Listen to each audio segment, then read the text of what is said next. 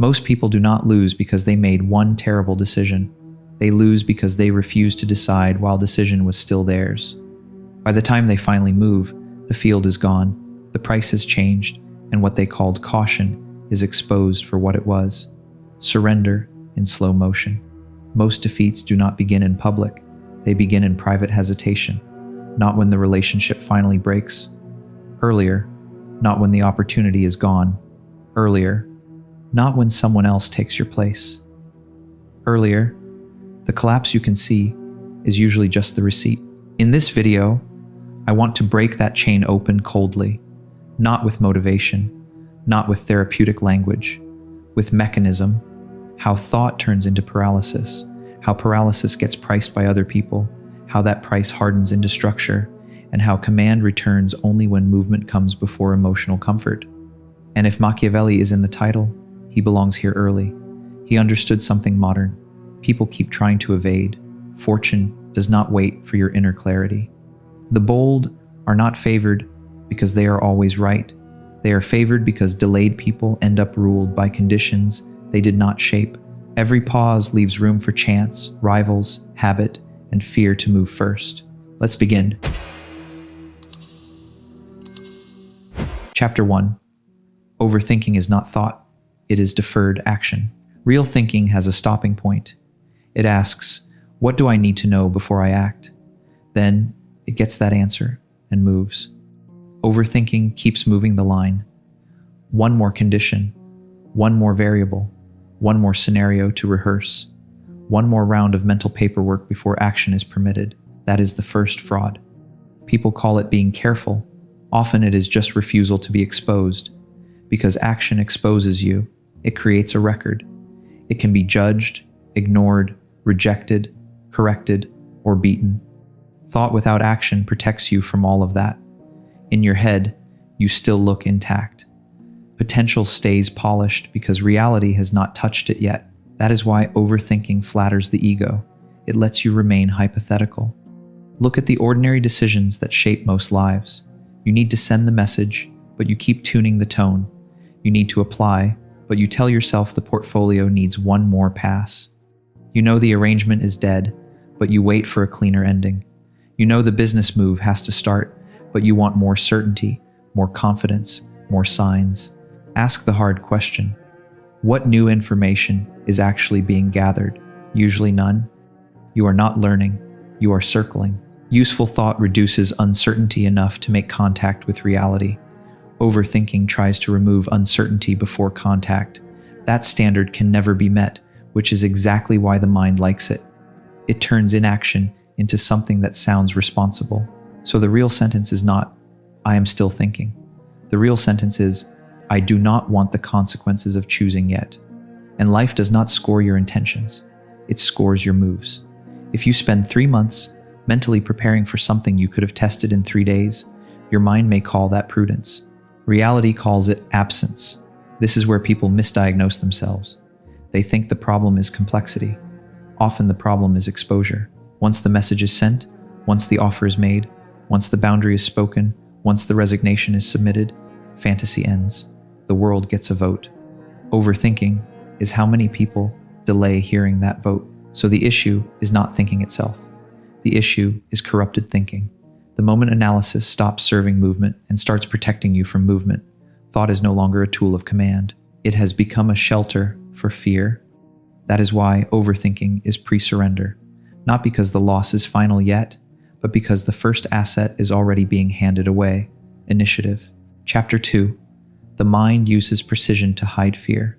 Now, the mechanism gets more sophisticated. If overthinking looked like open cowardice, fewer people would defend it. But the mind does something cleaner than that. It hides fear inside refinement. It says, I need more clarity. It says, I am still weighing options. It says, this is not the right time. It says, I want to be sure. Sometimes those things are true. Often they mean something less flattering. I want to move without paying the price of movement. I want commitment without exposure. I want a world where I can strike perfectly and stay untouched. That world does not exist. This is where precision becomes camouflage. The overthinker starts worshiping wording, timing, sequence, optics, image. Those things matter, yes, but fear likes to rent legitimate concerns and drive them past usefulness. It hides inside standards and calls itself discipline. A person can spend weeks trying to draft the perfect confrontation instead of saying the plain truth in 10 seconds. A person can spend months polishing the perfect launch instead of testing demand. A person can spend years building the perfect identity before publishing one honest piece of work. From the outside, this can look impressive. Underneath, it is often image protection, because the hidden demand is simple. I want to act and keep my self-image clean. Reality does not offer that bargain. The moment you commit, certain fantasies die. The unwritten book might not be brilliant. The unbuilt business might not have worked. The unsent boundary might not have landed well. Action puts imagined superiority at risk, so the ego recruits intelligence for defense. That is why many overthinkers are not dull. They are often articulate, perceptive, capable people. Their problem is not lack of mental power. Their problem is that mental power has been reassigned. Instead of cutting through resistance, it now serves resistance. They use intelligence to build a case for waiting, so the behavior gets elaborate. They research longer than needed. They refine language past utility. They map every possible reaction. They compare options not to choose well, but to avoid the discomfort of closing off the others. What looks disciplined is often fear with better manners. And this is why overthinking can last for years. The person is not just scared. The person has built a respectable story around the fear. I am being serious. I am being wise. I am being nuanced. Maybe, but often you are just avoiding the moment where reality can answer back. That is the second fraud. Fear survives by changing its name. It does not say, I am afraid. It says, my standards are high. It does not say, I cannot tolerate uncertainty. It says, I am waiting for the right timing. It does not say, I am protecting my image. It says, I am trying to do it properly. Of course, timing sometimes matters. Waiting can be strategic, but strategic delay has 3 features: a clear purpose, a defined duration, and a trigger for action. Neurotic delay has none of them. It just keeps extending itself. That is the distinction. Strategic patience serves a move. Overthinking serves emotional protection. If you want one hard test, use this. What exact fact am I waiting for? And what exact move will I make when I get it? If you cannot answer, you are probably not thinking. You are dressing fear in tailored language. And once fear is dressed well, it becomes hard to attack, because it now sounds like principle. That is why some people stay stuck for years while calling themselves discerning. Their prison is not confusion. It is self-respect attached to hesitation. Chapter 3. The world reprices the person who will not move. Up to this point, the damage looks private. It is not. Other people may not hear your inner monologue, but they learn your pace. They learn whether pressure produces action or delay. They learn whether your words become moves or dissolve into another round of consideration. And once they learn that, they adjust. This is where overthinking stops being personal and becomes social pricing. If you keep hesitating, people stop attaching urgency to you. They stop assigning seriousness to your claims. They stop building around your promises. They start routing decisions elsewhere. The indecisive colleague stops getting the first call when important work appears, not because he is disliked, because he burns time, and every serious opportunity has a tempo. The person who slows tempo gets removed from the center. The person who never speaks directly gets tested. Boundaries start looking optional. Requests become negotiable. People push a little further, speak a little rougher, take a little more, because hesitation teaches them that consequence will not arrive quickly. The hesitant leader creates back-channel authority. This is one of the ugliest truths in work and politics. If the formal leader will not decide, the system does not stay neutral. It generates shadow power. Someone faster starts shaping the room, maybe not on paper, but in practice, absolutely. An intimate life follows the same law. If someone keeps delaying hard conversations, postponing definitions, dragging out commitments or endings, the other person does not wait forever in suspended trust. They begin adapting elsewhere. They invest less. They plan around your unreliability. Sometimes they detach before you even notice the relationship has already moved. That is repricing. The world is not merely judging your personality, it is revising your strategic value. Trust is not built only on honesty or kindness, it is also built on conversion speed. How quickly do you convert recognition into move, signal into response, responsibility into act? When that speed is low, people discount you. They withhold access. They lower expectations. They stop risking their own position on your eventual courage. And the worst part is that this happens quietly. No one sends you a formal notice saying, "You are no longer central here." You just stop getting included. The meeting happens without you. The opportunity goes to someone else. The partner stops believing your future language. The friend stops bringing serious matters to you. The market keeps moving. Then the overthinker makes a second mistake. He reads the loss as bad luck, bad timing, and lack of recognition. He does not see that he trained the environment to expect delay. That is why the title says, pre-surrender. By the time the visible losses arrive, part of the defeat has already been socially negotiated.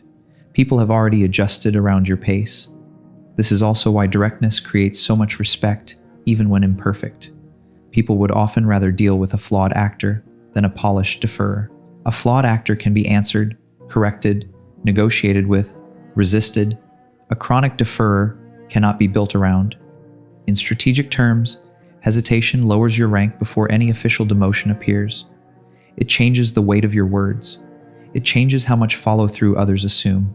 It changes whether your presence shapes outcomes or merely comments on them. And once others start pricing you downward, recovering ground is harder than protecting it would have been.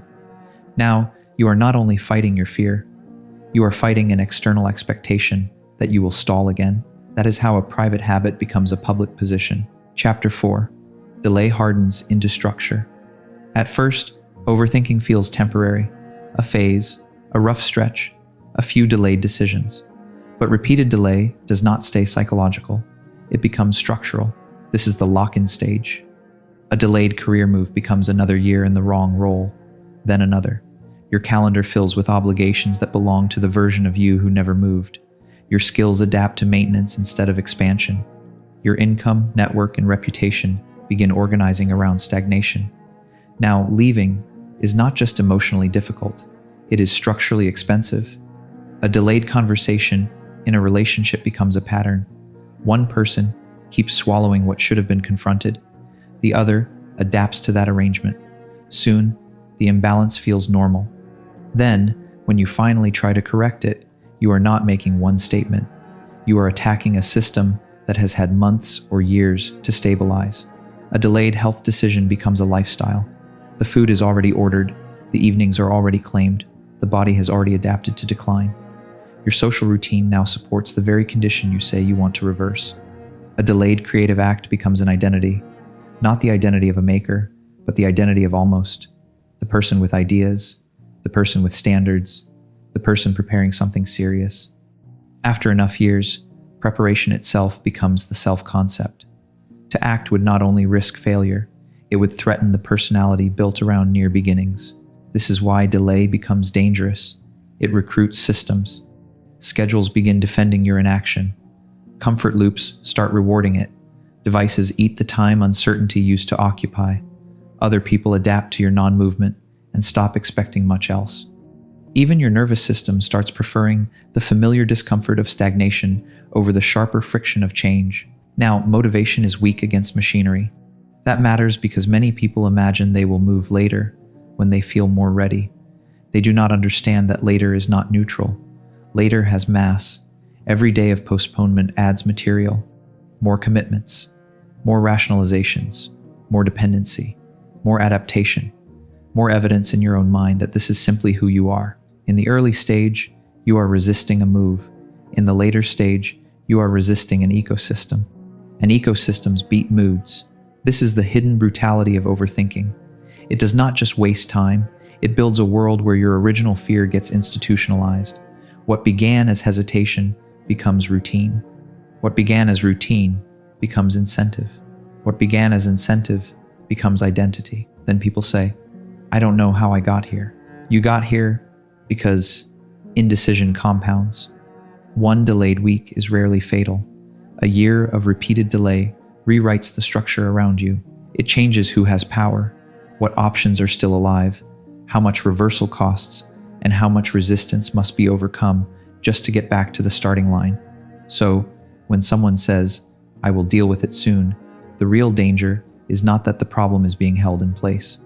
The danger is that the problem is growing roots. And once the default system is in place, it keeps deciding for you, even on the days when you briefly want better. That is the insult. You no longer need to consciously choose surrender. Your environment performs it for you. Chapter 5. Why Machiavelli Distrusted Delay. This is where Machiavelli becomes useful, not as decoration, but as a weapon. He understood that power belongs partly to whoever shapes conditions before conditions harden. People hear fortune and think luck. His point was colder than that. Fortune rules the undecided because the undecided leave the field unmanaged. The bold are not guaranteed victory. They are often wrong, but they move while shaping is still possible. The delayed wait for assurance, and while they wait, the terrain changes under their feet. That is why delay is political. A pause is never just internal. While you are trying to settle your feelings, other forces are moving. Competitors are positioning, bureaucracies are locking in, markets are shifting, impressions are forming, stronger personalities are taking space, habits are getting harder, attention is going elsewhere. The opening you leave does not stay open. Someone takes it. In negotiation, the person who frames first often controls what counts as reasonable. In career life, the person who signals ambition clearly gets seen, while others are still privately debating whether they are ready. In attention markets, the one who publishes imperfectly starts collecting feedback, reach, and adjustment, while the perfectionist is still polishing version 0. In intimate life, the person who states terms clearly sets the field. The one who delays gets managed by the field. That is Machiavelli in modern clothes. Not recklessness, not noise, not blind speed. The point is that passivity invites governance by other hands. Modern people like to moralize indecision. They make it sound thoughtful, civilized, even humble. Machiavelli would ask a simpler question. Who profits from your delay? Usually not you. Your competitors profit. Bureaucracy profits. Your habits profit. People who exploit ambiguity profit. The part of you that fears exposure profits for a moment. But your position does not. That is the shift. Action is not merely self-development. Action is field control. It is the attempt, however imperfect, to impose form before circumstance imposes form on you. This is why fortune appears to favor the bold, not because reality admires confidence. Reality rewards contact. The person who collides with the world early can adapt early. The person who waits to feel ready collides late, when options are narrower and other people have already rearranged the board. So when Machiavelli warns us through the logic of fortune, the warning is not romantic, it is administrative. Fail to govern the opening, and you will spend the middle and end being governed by what entered while you hesitated. That is pre-surrender in political form. Chapter 6. Movement creates information. Thought never could. Now, reverse the model. The overthinker assumes action should follow certainty. In reality, action is what produces usable certainty. That correction matters more than most people realize. Thought can model possibilities. It cannot create contact. And without contact, the mind starts feeding on its own projections. You imagine rejection, misread silence, inflate complexity, underestimate your adaptability, and keep waiting for clarity that static thought cannot produce. Movement breaks that spell. Send the draft. Then you learn what actually needs work. Make the call. Then you learn whether the door is open, closed, or negotiable. Test the offer. Then you learn whether demand exists outside your imagination. Ask the question. Then you learn whether your assumption was even true. Set the boundary. Then you learn who respects it, who resists it, and what the relationship really was. Schedule the meeting, publish the version, leave the environment, submit the application, name the issue. These moves do not guarantee success. They do something more important. They force reality to answer. And reality is superior to rumination because it answers with information your mind cannot produce honestly. Friction, resistance, interest, rejection, timing, price, appetite, consequence. It kills fantasy fast. So movement here is not recklessness. It is intelligence under live conditions. The overthinker fears acting too soon because action might create error, fair. But waiting too long creates another error, living inside theory long after contact was available. In many cases, the fast, imperfect move is safer than the elegant delay because the move exposes truth, while the delay compounds fiction. This matters most when the first step can be small but real. You do not need to marry the whole future in one gesture. You need a move that produces feedback, a draft sent to a real person, a first sales call, a direct sentence instead of another private script, a booked consultation, a published page, a day spent in the new environment instead of another month imagining it. Small committed contact beats large untested fantasy. Once you see that, overthinking loses much of its prestige. You realize the mind was not nobly waiting for truth. It was refusing the only process that could produce truth. The strategic answer to paralysis is not blind motion. It is chosen motion designed to make reality speak. When reality speaks, many false fears die quickly. Some real problems appear too good. Real problems can be negotiated. Imagined problems breed without limit because avoidance keeps feeding them. So the rule is severe. If action can reveal more than thought can, thought has reached its limit. Move. Chapter 7. The Anti-Overthinking Discipline. Shorten the distance between signal and move. If you want to stop overthinking, do not start by chasing a calmer feeling. Start by changing procedure. This is a command problem, so solve it with structure. First, define what facts are actually necessary before a decision, not what would feel comforting, what is necessary. If you are considering a move, identify the few variables that materially change the decision. Everything else is vanity data, and vanity data is dangerous because it gives delay an official look. Second, set a decision deadline, not a vague plan to decide soon. A date, a time, a trigger. Analysis without a closing gate mutates into rumination by default. If no gate exists, hesitation takes the territory. Third, separate reversible moves from irreversible ones. Many people freeze because they treat every action like a final sentence. It usually is not. A conversation can be revised, a draft can be edited, a test can be stopped, an offer can be refined. Once you identify a first move that matters but does not trap you, a lot of hesitation loses its drama. Fourth, make the first move visible, not symbolic, visible. A message sent, a call placed, a meeting booked, a file submitted, a boundary spoken aloud, a resignation delivered. Internal resolutions have no force. Reality only registers what crosses into action. Fifth, let feedback outrank fantasy. Once reality answers, do not go crawling back to the old inner movie. If the market says no, revise from the no. If the person reveals their position, respond to the position. If the opportunity opens, step through, instead of restarting the whole debate in your head. If you ignore live feedback in favor of private imagination, you are choosing fantasy over command. Sixth, judge yourself by speed of honest contact with reality. This is a harder measure than brilliance, confidence, or intention. How quickly do you move from signal to test? From discomfort to directness? From recognition to committed contact? That speed is not a personality trait. It is power. Slow it too much, and other people begin making decisions over your head. Seventh, punish decorative delay. If you catch yourself revising a message 10 times when one clean version would do, send it. If you catch yourself researching after the key variables are known, stop. If you catch yourself discussing a move repeatedly without moving, convert the discussion into an action before the day ends. Do not reward yourself for orbiting what should have been touched. That is how people train themselves into irrelevance while calling it preparation. And finally, understand the cost clearly. Every extra cycle of unnecessary hesitation is not just lost time, it is conditioning. You are teaching your mind that signals do not require movement. You are teaching other people that your words carry no immediate force. You are teaching your environment to keep deciding in your place. The cure, then, is not confidence. Confidence often arrives late.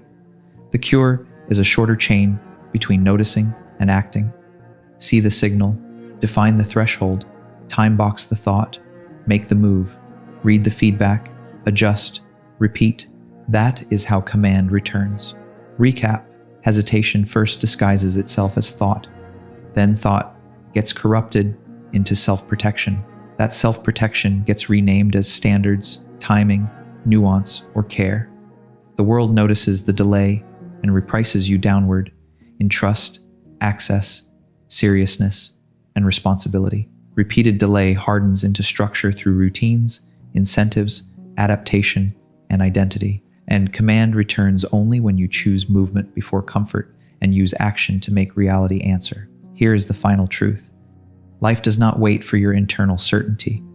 The person who demands certainty before motion is not being wise. He is volunteering to be governed by faster forces. Subscribe and like if you want strategy that cuts through self-deception. Delay is rarely neutral. Comment with one move you have delayed that now needs contact with reality.